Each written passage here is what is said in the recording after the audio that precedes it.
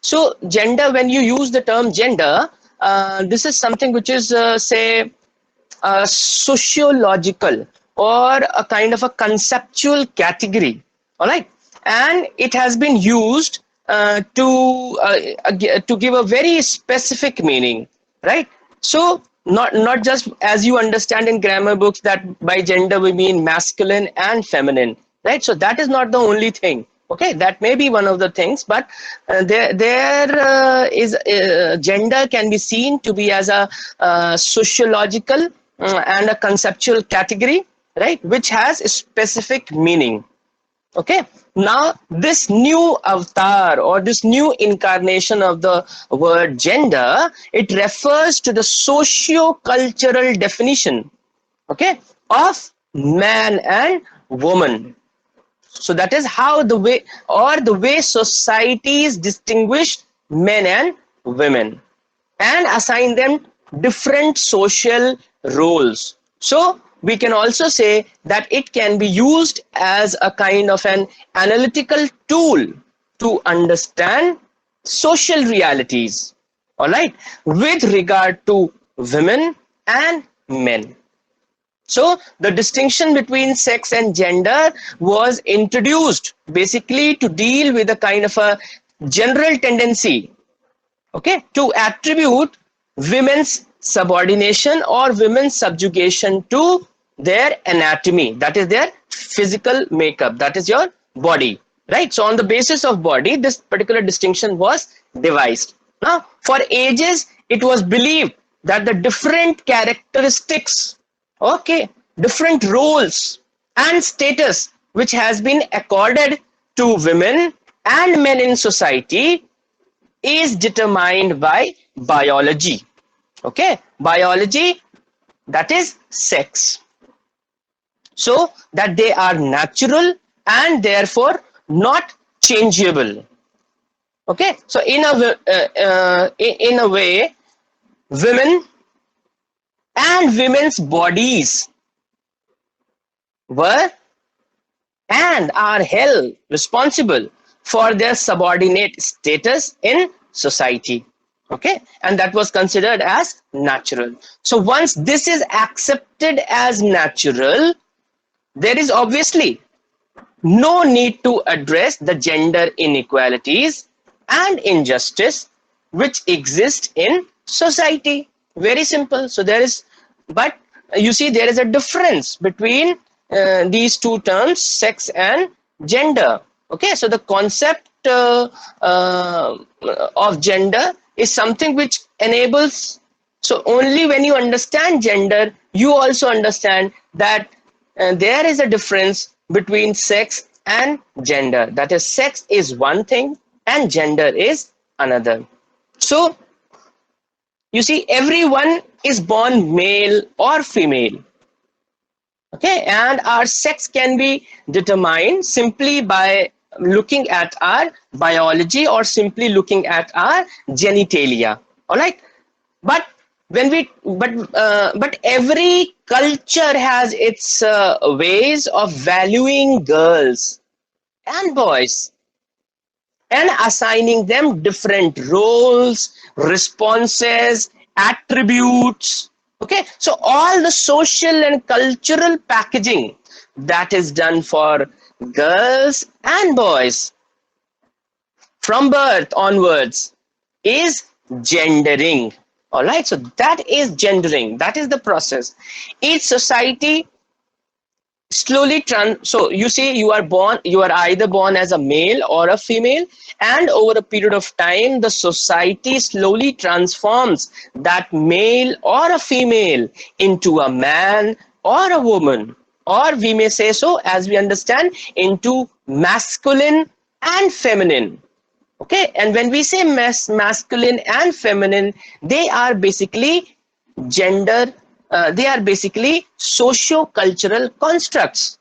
All right, so gender is a socio-cultural construct, whereas sex is a biological construct, that is by on the basis of your anatomy, on the basis of your physical makeup, on the basis of your body.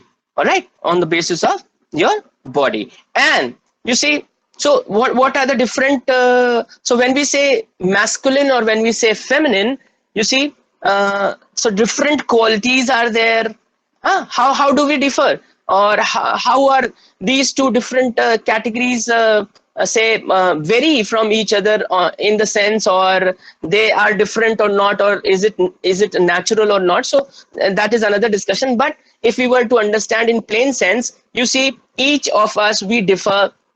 I'm not talking of a boy or a girl or a man or a woman, but as individuals, we differ in terms of, say, we have different qualities. One is different from the other. We have different qualities. We have different behavioral patterns. Okay, we have roles, we have responsibilities, we have rights and expectations. Okay, and what is the case in sex? That sex which is biological in nature, whereas gender is something which or the gender identities of women and men, they are psychologically and socially, which means historically and culturally determined. All right, so there is a critic. She beautifully defines that what is the difference between sex and gender. So what are we discussing is the distinction between sex and gender, and the name of the critic is Anne Oakley. Okay, so Anne Oakley, who is among the first few feminist scholars, she used this particular concept, saying the following. Okay, what does she quote? I read it from the book. You see, gender is a matter of culture. It refers to the social classification of men and women into masculine and feminine. Okay, so the people are male or female can usually be judged by referring to biological evidence which is available, right? So that they are masculine or feminine cannot be judged in the same way. Okay, as per the same criteria, we cannot judge. We can certainly know that whether he's a male or a female, but we cannot say judge on the same criteria, which is the biological or the anatomy of a being, or the anatomy of that particular individual, that he is masculine or feminine. For that we need a different a tool. Okay, for that we need a different criteria.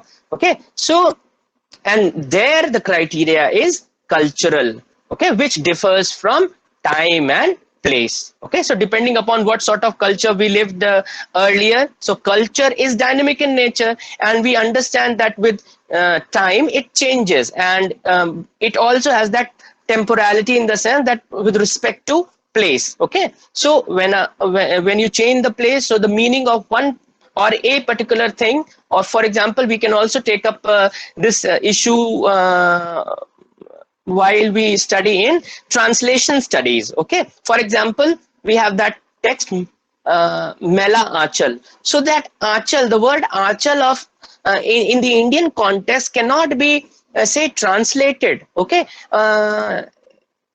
we cannot find an equivalent in any other language, because in India the word Achal is so is a loaded term, right? It is used for various relationships also, and as I said, it's a loaded term, has a lot of meanings inside it, right? So it is difficult to, because it belongs to one culture, therefore it is difficult to find an equivalent in any other culture, because translation is not always literal. All right, it has, while translating, you will also have to keep in mind the culture in which you are translating, and only then you can be faithful to your words or the equivalent, the concept of equivalence which you choose. Okay, the way you approach a text. So you see, when we talk of gender, it is culturally determined, whereas when we talk of sex, it is biologically determined. And in while viewing from this particular criteria, which is culture, we understand that that would change with time, and it would also change with place. All right. So whereas on one hand we see that the constancy of sex can be admitted, right? But at the same time we should also admit the variability of gender, because it would vary.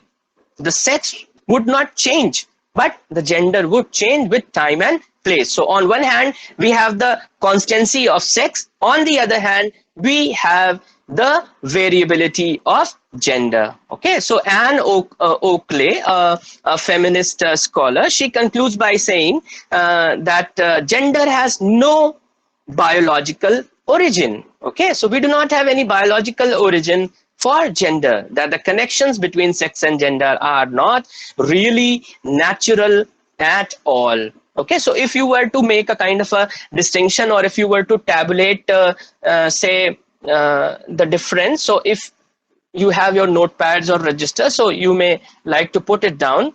On left hand side you can write say sex, and on the other you can have gender. Okay, so I'll just briefly give you those bullets and numberings, number points, so that you can jot down for your convenience, and whenever someone asks, you are in a better position to answer. So from our discussion, what do we say conclude? We can conclude in this particular by making this particular table between having a kind of a difference or distinction between sex and gender, whereas sex is on the left side and gender is on the right side. So the very first thing is that sex is natural. Okay, we are talking as layman, we are talking as beginners, but as we move further, when we advance in this particular study, then I'll talk something more, right? But to begin with, you see, first of all, we need to know the ingredients. So when we talk of sex, sex is natural, whereas gender is socio-cultural, and it is man-made. Okay, so we know that sex is natural, all right, and gender is socio-cultural, and it is made by man or man-made. Clear? So that is first. Second, sex is biological. Okay, so it refers to the visible differences in genitalia or the reproductive organs, and related differences in procreative function. So you understand the procreative function. So you see basically that sex is biological, okay, and it refers to the visible differences in genitalia, all right, and related differences in the procreative function. Whereas what is the case in gender?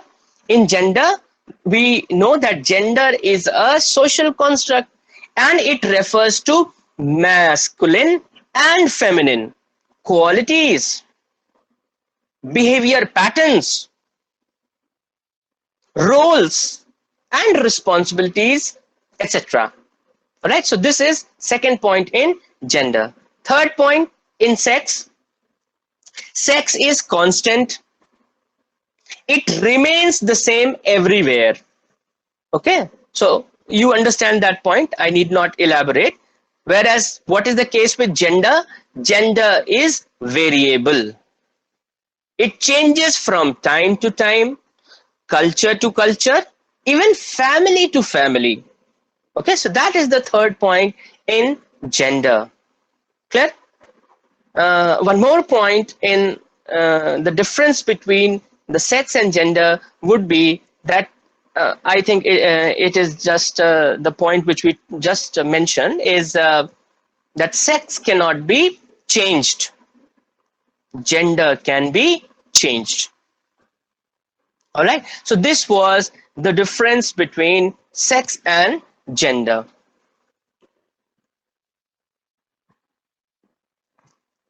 Now, let me just see the time. Okay, but you see there are one more thing, that how in English we may talk say sex and gender, but do we have in other languages so that we can understand the difference, or South Asian languages specifically?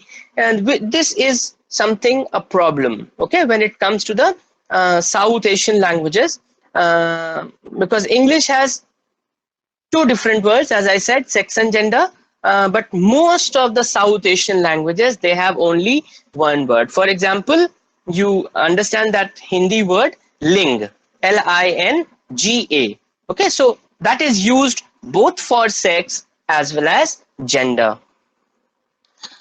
So, so if we were to say understand, or if we were to kind of have a better picture in what or how can we find because the difference uh, from the language, how will we be able to know, okay, or identify?